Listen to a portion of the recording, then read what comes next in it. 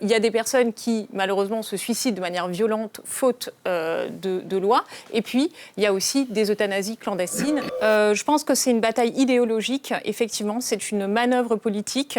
C'est vraiment l'idée de saboter le texte, de le vider entièrement de sa substance, pour des raisons de désaccord idéologique sur le fond, purement théorique.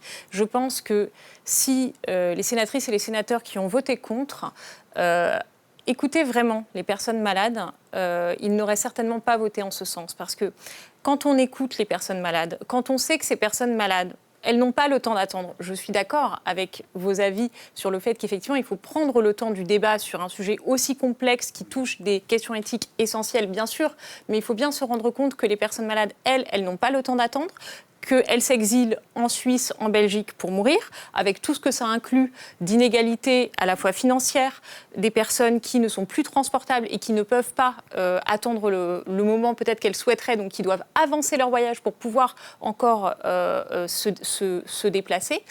Il y a des personnes qui, malheureusement, se suicident de manière violente, faute de loi. Et puis, il y a aussi des euthanasies clandestines. Et Alice Kachaner le rappelait il y a quelque temps, elle qui a enquêté sur ça, effectivement, les euthanasies clandestines, c'est une réalité. Même l'Institut national démographique l'avait dit en 2010 dans ses statistiques.